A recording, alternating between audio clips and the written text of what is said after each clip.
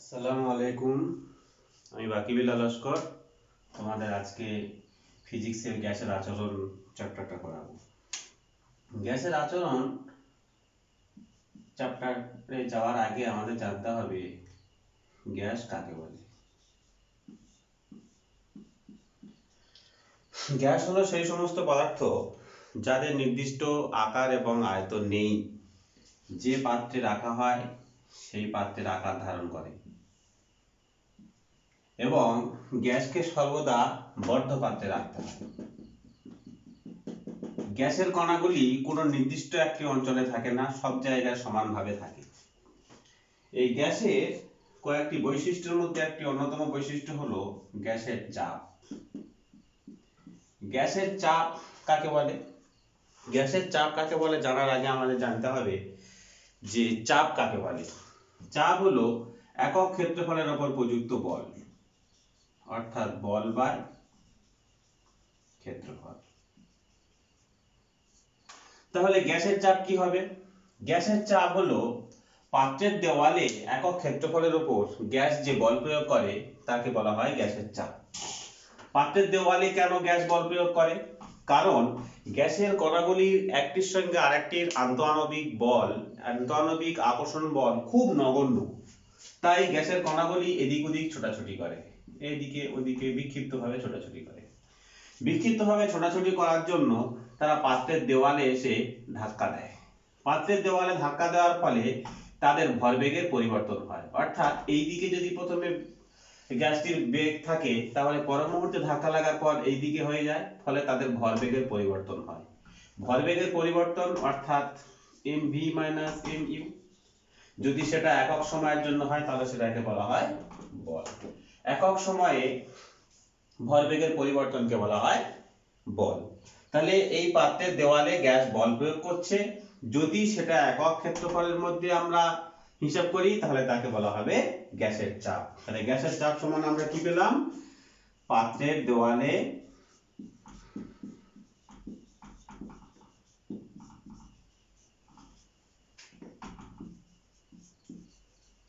Gas কর্তৃক একক ক্ষেত্রফলে প্রযুক্ত বলকে বলা হয় গ্যাসের চাপ। তাহলে বোঝা গেল গ্যাসের চাপ সম্পর্কে। এই গ্যাসের চাপ সম্পর্কিত বিজ্ঞানী বয়েল একটি সূত্র দিয়েছেন। সেই সূত্রে যাওয়ার আগে আমরা আরো একটা জিনিস জেনে নেব, সেটা হলো গ্যাসের আয়তন। গ্যাসের আয়তন কি?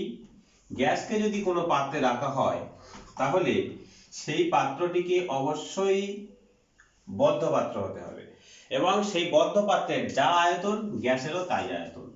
যদি এরকম একটি পাত্র নেওয়া যায়, সিলিন্ডার আকৃতি পাত্র, এবং যে সিলিন্ডারের উপরে একটি পিস্টন আছে, অর্থাৎ এটা একটি মুখ বন্ধ, এই পিস্টনটিকে উপর থেকে নিচে, নিচে থেকে উপরে করা যাবে, ফলে সিলিন্ডারের আয়তন কম বা বেশি হবে। এই সিলিন্ডারের মধ্যে নির্দিষ্ট কিছু সংখ্যক গ্যাস ভরে দেওয়া হলো।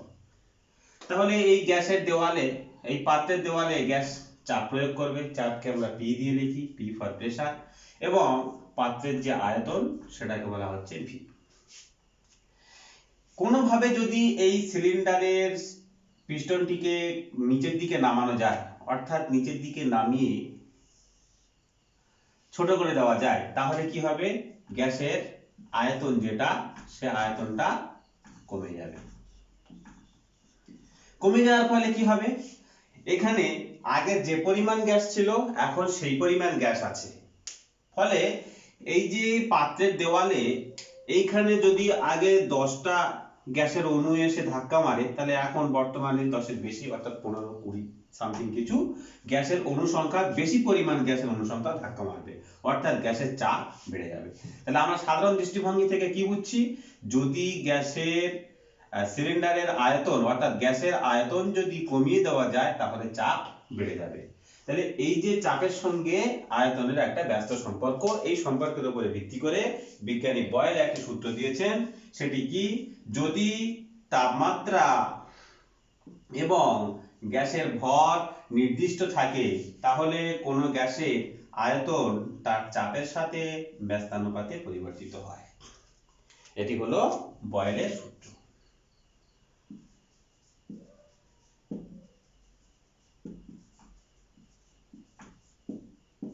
বয়েলের সূত্র, এই বয়েলের সূত্রকে আমরা কি করতে পারি? v ভ্যারিজাস 1/p, অর্থাৎ এখানে আমরা একটা ধ্রুবক নিতে পারি v k/p, যেখানে k হলো ধ্রুবক, অর্থাৎ vp k। এখান থেকে আমরা কি বলতে পারি? যে কোনো গ্যাসের যদি ভর এবং তাপমাত্রা নির্দিষ্ট থাকে তাহলে তার চাপ এবং আয়তনের গুণফল সর্বদাই ধ্রুবক।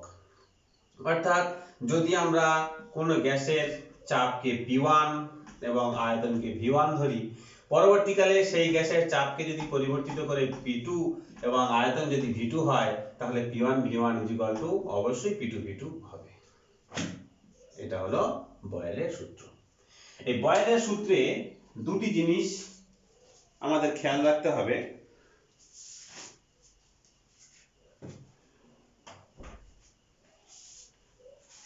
একটি হলো গ্যাসের তাপমাত্রা এবং গ্যাসের ভর। এই দুটি ধ্রুবক বলে ধরা হয়েছে। ভর কেন ধ্রুবক? ভর ধ্রুবক, অর্থাৎ m কনস্ট্যান্ট। এই m কনস্ট্যান্ট কেন? এর কারণ হলো যদি আমরা ভরকে ধ্রুবক না ধরি, মানে একটা ছোট্ট উদাহরণ যদি দেওয়া যায়, একটি বেলুনকে যদি ফুঁ দেওয়া যায় তাহলে কি হবে?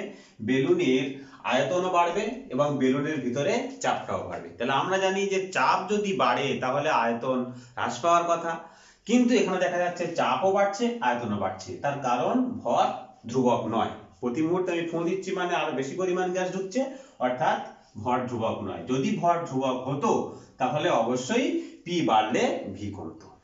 আরো একটা জিনিস, সেটা হলো তাপমাত্রা।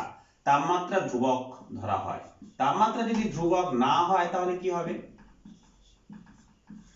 তাপমাত্রা যদি ধ্রুবক না হয়, অর্থাৎ তাপমাত্রা যদি বাড়াই তাহলে গ্যাসের অণুগুলির গতিশক্তি বাড়বে। গ্যাসের অণুগুলির গতিশক্তি বাড়লে কি হবে? গ্যাসের চাপ বাড়বে। গ্যাসের চাপ বাড়লে আমরা জানি আয়তন কমে, কিন্তু এক্ষেত্রে আমরা সাধারণ দৃষ্টিভঙ্গিতে আমাদের নিজস্ব বুদ্ধি দিয়ে বুঝতে পারছি, কোনো একটা সিলিন্ডারকে যদি আমরা গরম করি তাহলে সেই সিলিন্ডারটা আকারে ছোট হয়ে যাবে, এমনটা হয় না। কারণ গ্যাসের চাপও এখানে বাড়ছে কিন্তু আয়তন কমছে না। ফলে এখানে আমাদেরকে জানতে হবে যে তাপমাত্রাকে অবশ্যই ধ্রুবক ধরতে হবে। এটা হলো বয়েলের সূত্রের মেন ফান্ডা। এবার আমরা আসব চার্লসের সূত্র। চার্লসের সূত্র কি? বিজ্ঞানী চার্লস তিনি একটি সূত্র দিয়েছিলেন। সূত্রটা কি? সূত্রটা হলো যদি কোনো গ্যাসের ভর এবং চাপ নির্দিষ্ট থাকে, তাহলে ভর এবং চাপ নির্দিষ্ট, তাহলে কি হবে? উনি বলছেন যদি তাপমাত্রা বৃদ্ধি করা যায়, তাপমাত্রা বাড়লে আয়তন বাড়বে। স্বাভাবিক, আমরা স্বাভাবিক দৃষ্টিভঙ্গিতে জানি যে যদি গরম করা হয় তাহলে সেটা গ্যাসের আয়তন বাড়বে, কারণ তাদের গতিশক্তি বাড়বে, তারা পরস্পর এদিক ওদিক ছোটাছুটি করবে। তাহলে যদি তাপমাত্রা বাড়ে তাহলে আয়তন বাড়বে। কখন? যদি ভর এবং চাপ ধ্রুবক থাকে। এই বৃদ্ধিটা তিনি কি বলছেন? যে ওই গ্যাসের 0 ডিগ্রি সেন্টিগ্রেড উষ্ণতার যে আয়তন ছিল সেই আয়তনের 1/273 গুণ বাড়বে। অর্থাৎ ধরি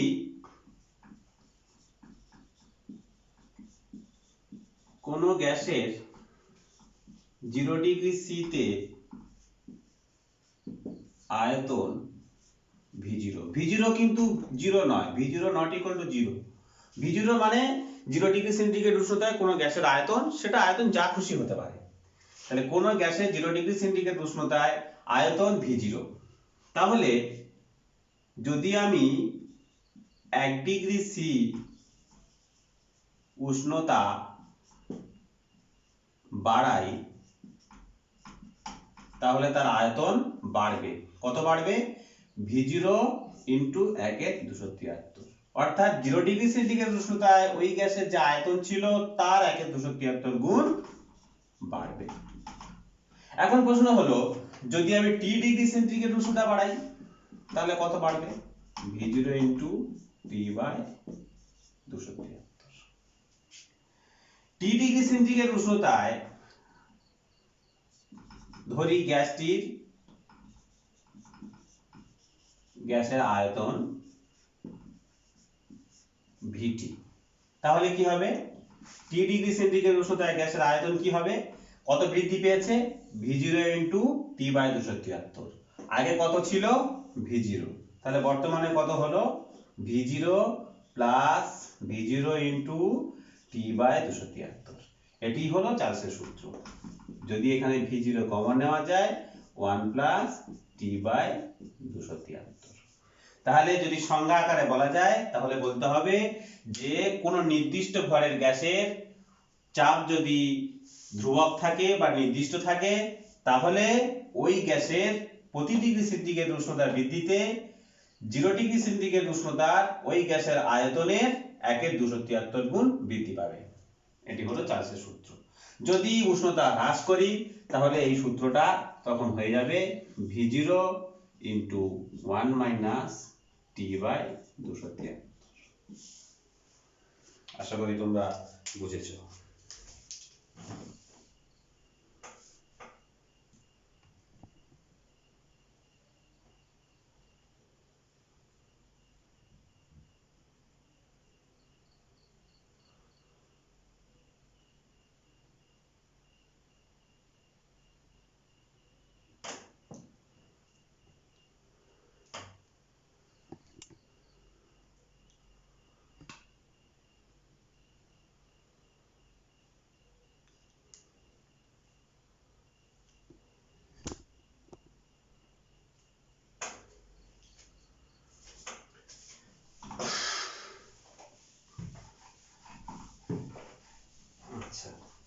এবার আমরা চলে আসি পরবর্তী স্টেপে। চার্লসের সূত্র অনুযায়ী আমরা কি জানি? VT is equal to V0 into 1 plus T/273। তো এইখান থেকে বলা যেতে পারে যে এমন কোনো উষ্ণতা আছে যে উষ্ণতায় গ্যাসের আয়তন শূন্য হয়ে যাবে, অর্থাৎ এই VT শূন্য। কখন? T ডিগ্রি সেন্টিগ্রেড উষ্ণতায়। তাহলে দেখা যাক সেটা কত হতে পারে।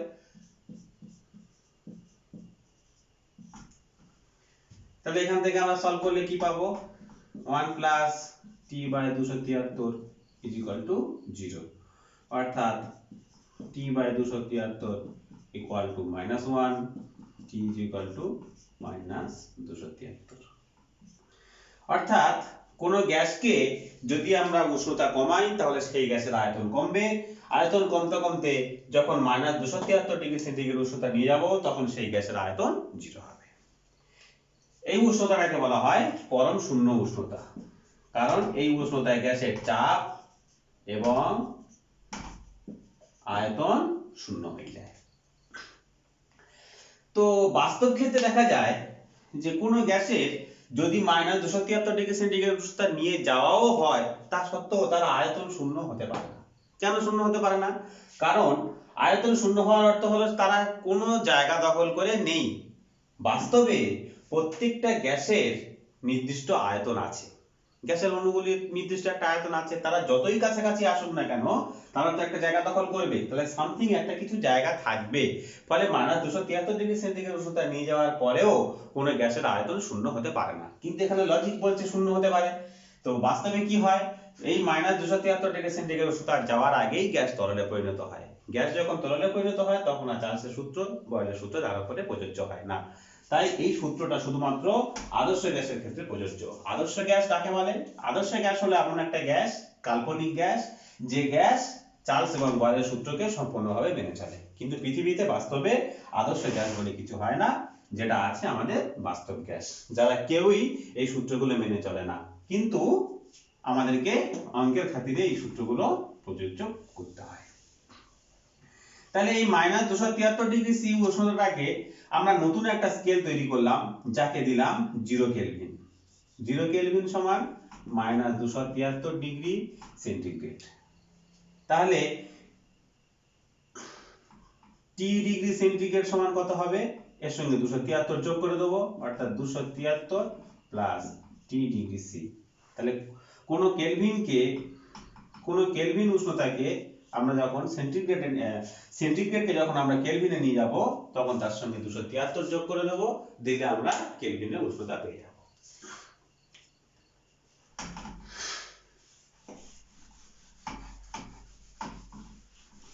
এবার আমরা আসব উষ্ণতার সঙ্গে আয়তনের সম্পর্ক কি রকম। একটু আগে আমরা দেখলাম বয়েলের সূত্র, এই চার্লসের সূত্র কি বলছে? VT = V0 × 1 + T/273। মনে করো T1 ডিগ্রি একটা উষ্ণতা, T2 একটা উষ্ণতা, 0 ডিগ্রি একটা উষ্ণতা। T1 উষ্ণতায় কোন গ্যাসের আয়তন V1, T2 উষ্ণতায় কোন গ্যাসের আয়তন V2, 0 ডিগ্রি উষ্ণতায় কোন গ্যাসের আয়তন V0। তাহলে এই সূত্রটা যদি প্রয়োগ করি তাহলে কি হবে? T1 উষ্ণতায় আয়তন V1 = V0 × 1 + T1/273। এটাকে আমি কিভাবে লিখতে পারি? V0 × 273 plus T1/273। আমরা জানি T1 + 273 মানে সেটা কেলভিন হয়ে যায়, তার আমরা নতুন একটা নাম দিলাম, সেটার নাম T1/273। এখানে বুঝতে হবে ছোট হাতের T1 মানে ডিগ্রি সেন্টিগ্রেড, বড় হাতের T1 মানে কেলভিন। T2 ডিগ্রি সেন্টিগ্রেড উষ্ণতায় আয়তন হলো V2, অর্থাৎ V0 × 1 + T2/273 = V0 × 273 plus T2/273 = V0 × T2/273। এই দুটোকে যদি আমরা অনুপাত বের করি V1/V2, তাহলে কি হবে? তাহলে যেটা হবে V1/V2 = V0 T1/273 divided by 273 × V0 T2। এটা কেটে গেল, V0 কেটে গেল, =T1/T2। তাহলে এখান থেকে আমরা কি সম্পর্ক পেলাম? V1/V2 = T1/T2। এখান থেকে কি বুঝতে পারছি আমরা? উপরে V1 উপরে T1, উপরে V2 উপরে T2, অর্থাৎ এখান থেকে আমরা বলতে পারি V ভ্যারিজাস T। অর্থাৎ যদি আমরা তাপমাত্রা বাড়াই তাহলে আয়তন বাড়বে। তাহলে V ভ্যারিজাস T, তাহলে এটা হলো চার্লসের সূত্রের বিকল্প সূত্র, চার্লসের বিকল্প রূপ। আবার বয়েলের সূত্র থেকে আমরা কি জানি? V varies as 1/P। এই দুটি সূত্রকে যদি আমরা কম্বিনেশন করি তাহলে কি পাবো?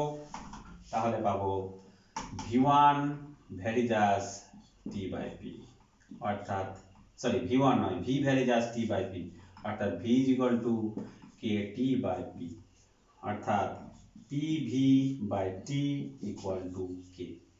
অর্থাৎ কোন গ্যাসের আয়তন, চাপ এর গুণফল এবং তার তাপমাত্রার ভাগ করে দিলে আমরা যেটা পাবো সেটা হলো ধ্রুবক। এখান থেকে আমরা বলতে পারি, মনে করি কোন গ্যাসের প্রাথমিকভাবে চাপ P1, আয়তন V1, তাপমাত্রা T1, পরবর্তীকালে সেই একই গ্যাসের ভর যদি নির্দিষ্ট থাকে তাহলে তার চাপ যদি হয় P2, আয়তন যদি হয় V2, তাপমাত্রা যদি হয় T2, তাহলে P1 V1/T1 = P2 V2/T2। বুঝতে পেরেছো? এবারে চলে আসছি আমরা কিছু গ্রাফে চলে আসবো। বয়েলের সূত্রে গ্রাফটা দেখা যাক কি রকম হবে।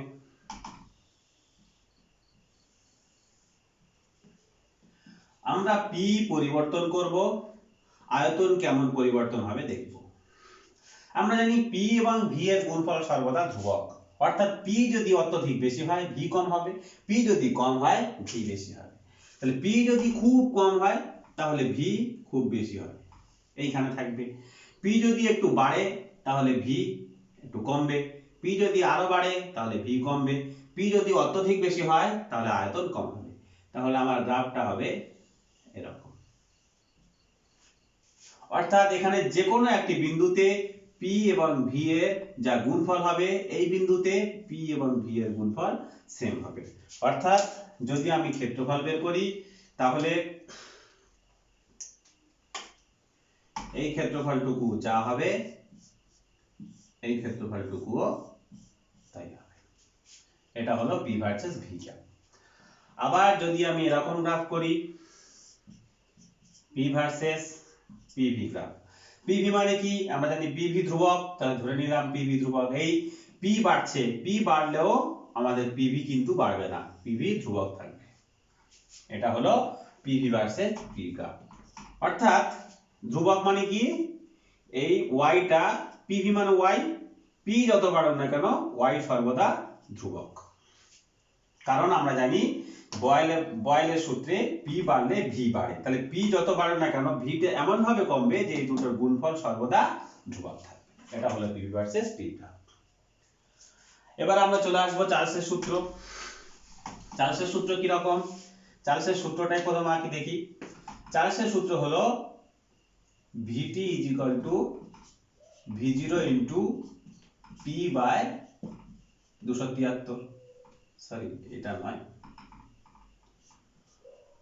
1 প্লাস T বাই 273। অর্থাৎ এটা যদি গ্রাফ টানি আমি, এদিকে রইল T, এদিকে রইল V। এখানে T টা কিন্তু ডিগ্রি সেন্টিগ্রেড, কারণ স্মল t। তাহলে কি হবে? তাহলে t যদি 0 হয় তাহলে সেটা কি হবে আগে দেখা যাক। এখানে t যদি 0 বসা যায় তাহলে কি হবে? vt v, কারণ এই টার্মটুকু বাদ চলে যাচ্ছে। বাদ চলে যাওয়ার ফলে vt হয়ে গেল v। অতএব t0 মানে x0, v সামথিং একটা কিছু থাকছে, তার নাম আমি দিলাম v0। এবার তাপমাত্রা বাড়ছে, আমরা জানি v0 sorry v varies as t, কারণ তাপমাত্রা যদি বাড়ে তাহলে আয়তন বাড়বে, অর্থাৎ একটি স্ট্রেট লাইন হবে। এবার তাপমাত্রা কমাচ্ছি, তাপমাত্রা কমাতে আমাদের শূন্য হয়ে গেল, কিন্তু আয়তন শূন্য হলো না, আয়তন হলো v0। এরপর তাপমাত্রা আরো কমাচ্ছি, তাপমাত্রা কমাতে কমাতে কমাতে কমাতে একটা সময় গিয়ে আয়তন শূন্য হয়ে যাবে। কখন আয়তন শূন্য হবে তোমরা জানো? -273 ডিগ্রি সেন্টিগ্রেড উষ্ণতায় গিয়ে। এখানে যদি t জায়গা -273 বসানো যায় তাহলে এটা -1 হলো, -1 + 1 0, অর্থাৎ আয়তন শূন্য হয়ে যাবে। তাহলে এইটা হলো v ভার্সেস t গ্রাফ। অর্থাৎ সোজা বাংলা ভাষায় যে আয়তন কমতে থাকবে, t কমালে আয়তন কমতে থাকবে, যখন t 0 হয়ে যাবে তখন আয়তন হবে v0, মানে সামথিং একটা কিছু থাকবে। এরপর t আরো কমাতে কমাতে যখন -273 ডিগ্রি সেন্টিগ্রেড উষ্ণতায় যাব তখন গ্যাসের আয়তন সম্পূর্ণ শূন্য হয়ে যাবে। কিন্তু এটা হলো আদর্শ গ্যাসের ক্ষেত্রে। বাস্তব গ্যাসের ক্ষেত্রে কি হয়? বাস্তব গ্যাসের ক্ষেত্রে নিচের অংশটুকু বাদ দিতে হয়, কারণ 273 ডিগ্রি মাইনাসে যাওয়ার আগেই এটা তরলে পরিণত হয়, ফলে তখন আর সূত্র প্রযোজ্য হয় না। এটা ডিগ্রি সেন্টিগ্রেডের ক্ষেত্রে। কেলভিন স্কেলে কেমন হবে? কেলভিন স্কেলের গ্রাফটা দেখে নাও। মনে করা যাক এদিকে আছে বড় টি, এদিকে ভি। কেলভিন স্কেলের ক্ষেত্রে আমরা সূত্রটা কি পড়েছি? VT V0 T by 273। এখানে দেখো t জায়গায় যদি আমরা 0 বসাই তাহলে কি হবে? t জায়গায় 0 বসালে VT 0, অর্থাৎ 0। আবার t যদি বাড়াই তাহলে VT বাড়বে, অর্থাৎ মূল বিন্দুগামী। এটাও আদর্শ গ্যাসের ক্ষেত্রে। যদি আদর্শ গ্যাস না হয় তাহলে এইটুকু বাদ। আজকে এই পর্যন্ত থাক, আশা করি তোমরা সবাই বুঝতে পেরেছো।